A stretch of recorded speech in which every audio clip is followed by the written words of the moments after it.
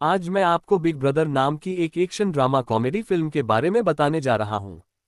Henry कई सालों तक अमेरिकी आर्मी में काम करने के बाद हांगकांग लौट आया है। टीचर के रूप में अपना करियर शुरू करने की चाहत में वह अपने पुराने स्कूल तकची सेकेंडरी में जाता है।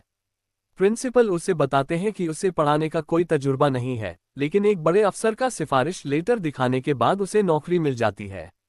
हेनरी के जाने से पहले प्रिंसिपल उसे बताते हैं कि जिस क्लास को उसे पढ़ाने के लिए भेजा गया है वह स्कूल की सबसे खराब क्लासों में से एक है। स्कूल में अपने पहले दिन की सुबह हेनरी क्लास में जाता है और देखता है कि वहां पूरी तरह से गड़बड़ी फैली हुई है। कुछ बच्चे सो रहे हैं, कुछ गा रहे हैं, कुछ वीडियो गेम खेल रहे हैं और कई बच्चे छोटे स्टोव पर रेमन पका रहे हैं। टीचर के आने के बाद भी वे उसे पूरी तरह से इग्नोर करते हैं और अपना काम जारी रखते हैं।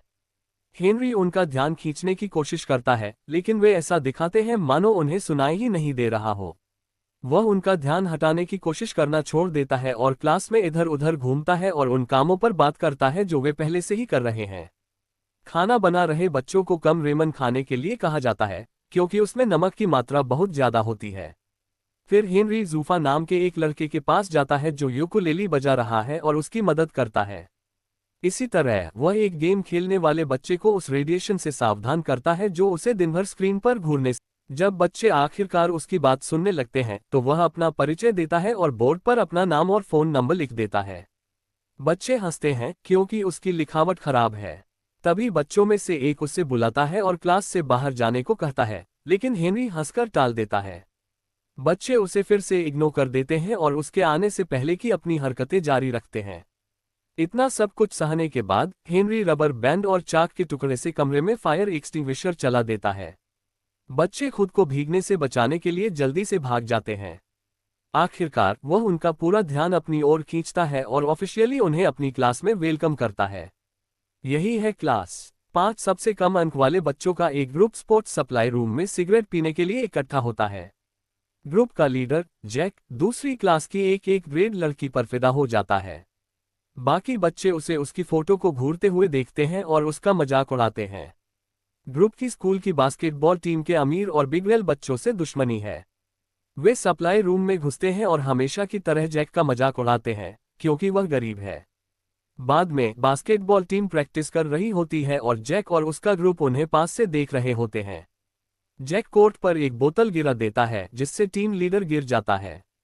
ग्रुप हंसता है, लेकिन स्कूल की इंग्लिश टीचर मिस लेयोंग उसे डिटेंशन में ले लेती हैं। डिटेंशन से बचने के लिए वे उसके साथ मजाक करते हैं और जब वह अपनी टेबल साफ कर रही होती है तब भाग जाते हैं। दूसरी ओर स्कूल का प्रिंसिपल टेंशन में है क्योंकि एजुकेशन बोर्ड उनके सालाना फंड का 20% काटने की प्लानिंग कर रहा है। बोर्ड के लोग स्कूल का दौरा करने आते हैं और देखते हैं कि पैसा कहाँ खर्च हो रहा है। उसी समय हेनरी क्लास में आता है जहां बच्चों ने उसे मजाक करने के लिए पानी से भरी एक बाल्टी रखी है, लेकिन उसकी फुर्ती गिरती हुई बाल्टी से भी तेज है और वह उसे दूर हटा देता है। जो बच्चे उसका मजाक उड़ाने की सोच रहे थे वे हैरान रह जाते हैं। हेनरी जैक से सिगरेट का पैकेट मांगता है, ये जानते हुए कि वह सिगरेट पीता है। जैक उसे पैकेट दे देता है, ये जानने के लिए उत्सुक कि वह क्या करने वाला है।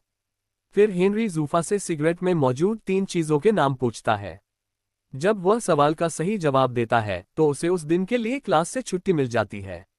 सभी अपनी अपनी टेबल पर जोर जोर से ठोकर मारते हैं, यह मान करते हुए कि उन्हें भी क्लास से छुट्टी मिलनी चाहिए।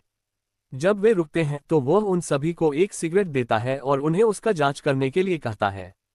हेनरी को पता है कि अगर वह सिर्फ उनके हेल्थ पर पड़ने वाले असर का जिक्र करेगा तो वे इसे सीरियसली नहीं लेंगे। इसलिए इसके बजाय वह उनसे सिगरेट पीने के नतीजों के बारे में पूछता है और समझाता है कि उनके फेफड़ों में तार कैसे जमता है। पहली बार वे टीचर की बात पर ध्यान देते हैं और सच में पढ़ने में दिलचस्पी लेते हैं। घंटी बजने के बाद वह उनसे सिगरेट वापस करने को कहता है और बच्चे मन्ना होते हुए भी मान जाते हैं। उस दिन कैफेटेरिया में बास्केटबॉल टीम का कप्तान जैक के दोस्तों में से एक ब्रूस को अपने पैर पर ठोकर मार देता है। इससे दोनों ग्रुपों के बीच झगड़ा शुरू हो जाता है, जो जल्दी ही लड़ाई में बदल जाता है। वे एक दूसरे पर खाना और टेबल फेंकते हैं जिससे जगह खराब हो जाती है। बाद में हेनरी को बताया जाता है कि उसकी क्लास के 5 बच्चों को लड़ाई शुरू करने के लिए कुछ समय के लिए सस्पेंड कर दिया गया है। हेनरी जैक को एक कॉरिडोर में अपने दुश्मन से लड़ते हुए देखता है और उन्हें रोकता है। शांत होने के लिए कहने पर जैक स्कूल पर नाइंसाफी करने का इल्जाम लगाता है, क्योंकि अमीर बच्चों को कोई सजा नहीं मिलती। उसके इलाके के पुलिस वाले अक्सर उस पर चोरी का आरोप लगाते हैं। जूफा की जिंदगी की एक ही चाहत है कि वह सिंगर बने।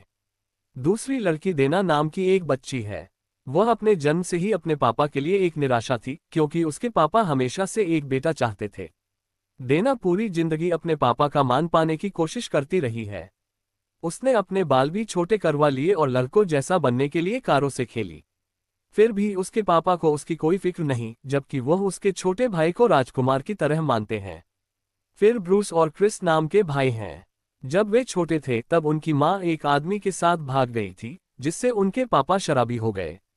बड़े होने पर दोनों भाइयों के पास बस एक दूसरे का ही सहारा था।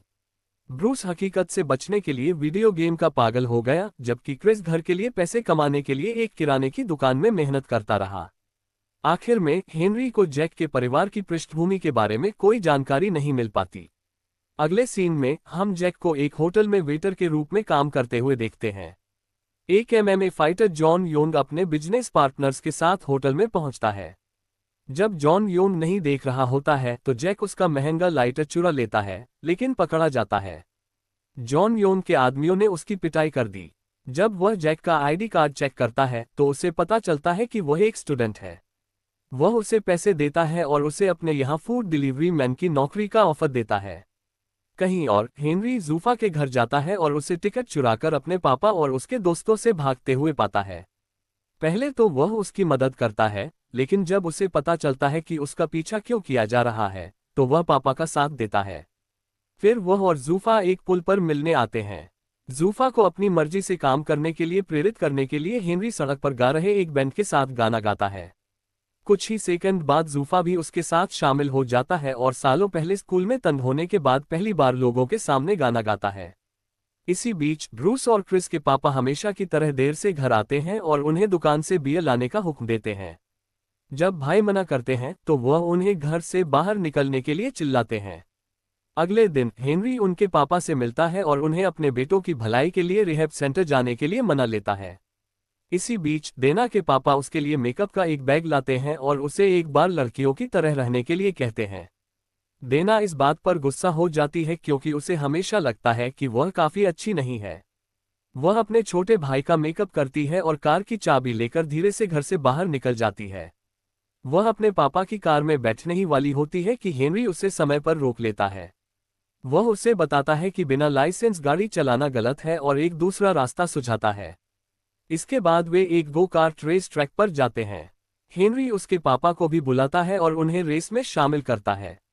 रेस के दौरान पापा और बेटी एक दूसरे पर बिल्कुल भी रहम नहीं करते और आखिरकार ट्रैक से बाहर निकल जाते हैं।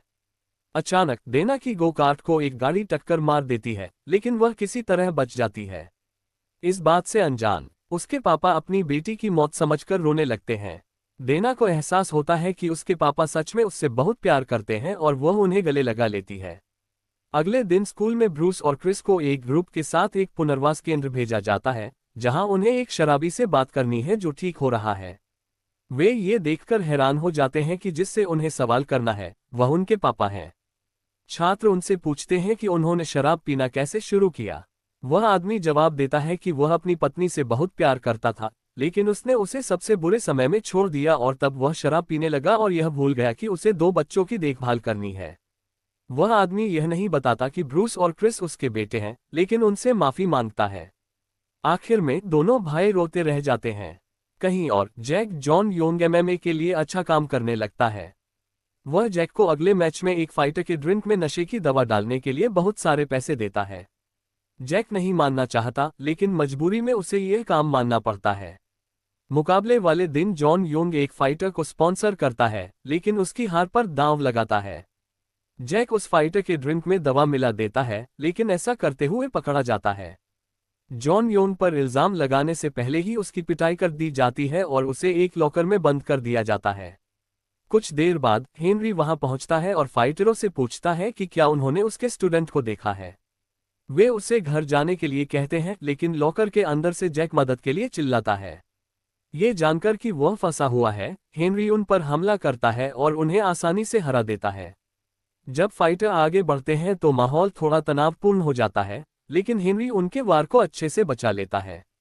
आखिर में वह उनके सबसे अच्छे फाइटर को हरा देता है, जिसे कुछ ही मिनटों बाद मुकाबला करना था। अगले सीन में एक अस्पताल में जहां हेनरी अपने जख्मों का इलाज करवा रहा है, जैक जॉन योन के बारे में सच बताने की कोशिश करता है, लेकिन उसे चुप करा दिया जाता है। ये खबर टीवी पर आ जाती है और हेनरी को एक ऐसे इंसान के रूप में पहचाना जाने लगता है जिसने अपने स्टूडेंट को बचाने के लिए एक प्रोफेशनल फाइटर को हराया।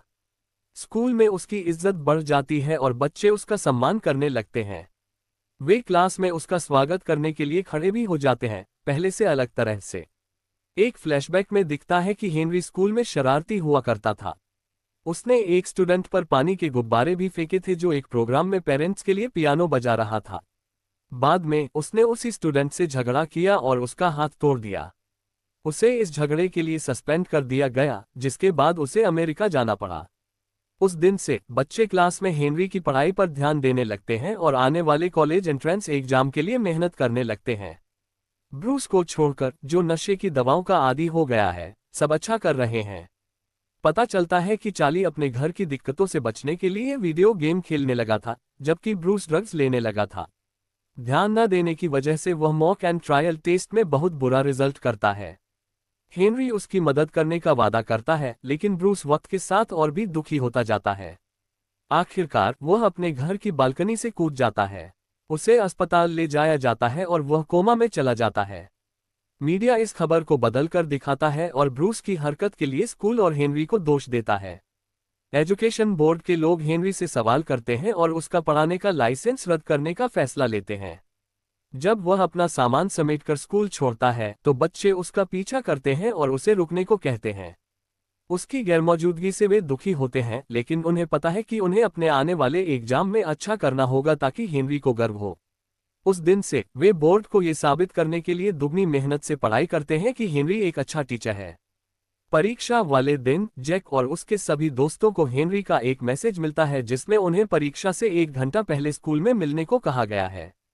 जब बच्चे इकट्ठा होते हैं तो उन्हें पता चलता है कि जॉन यांग के लोग उन्हें स्कूल में ही बंद रखने आए हैं ताकि वे समय पर परीक्षा हॉल में न पहुंच पाएं। वह हेनरी को सबक देने के लिए ऐसा कर रहा है।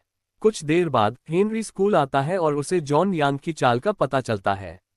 वह बच्चों को छुड़ा लेता है और जॉन यांग के सभी लोगों से लड़ता है ताकि वे बच्चों को चोट न पहुंचा सके। वे भागकर परीक्षा हॉल में पहुंच जाते हैं, जबकि हेनरी जॉन यांग से भिड़ता है। जब वे आमने सामने लड़ते हैं तो जॉन यांग बताता है कि वह वही लड़का है जिस पर हेनरी ने बचपन में पानी के गुब्बारे फेंके थे। पता चलता है कि हेनरी का हाथ टूटने के बाद से वह एक बड़ी म्यूजिक कॉम्पिटिशन में हिस्सा नहीं ले पाया था।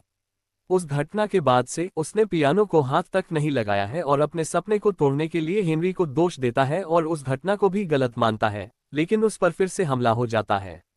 वे चाकू पाने के लिए झगड़ते हैं। आखिर में हेनरी को उसे खत्म करने का मौका मिलता है, लेकिन वह ऐसा नहीं कर पाता। वह बचपन की गलती के लिए माफी मांगता है और वहां से चला जाता है। छात्र सही समय पर परीक्षा हॉल पहुंचते हैं और परीक्षा खत्म करते हैं। कुछ हफ्ते बाद वे सब अच्छे नंबरों से पास हो जाते हैं। जॉन यांग फिर से पियानो बजाना शुरू करता है, लेकिन पहले जैसा अच्छा बनने से पहले उसे और बहुत अभ्यास करना है। ब्रूस जल्दी ठीक हो जाता है और अगले साल की एंट्रेंस परीक्षा देने का वादा करता है। प्रिंसिपल भी खुश होते हैं क्योंकि बोर्ड ने उन्हें 20% बोनस देने का फैसला किया है, क्योंकि उनके बच्चों ने परीक्षा में बहुत अच्छा काम किया था। हेनरी पढ़ाने के काम पर वापस आ जाते हैं और बच्चों के एक और ग्रुप के लिए अच्छा माहौल बना रहे हैं। ऐसे ही और वीडियो देखने के लिए सब्सक्राइब करें। चैनल की मदद के लिए नोटिफिकेशन चालू करें और लाइक करें।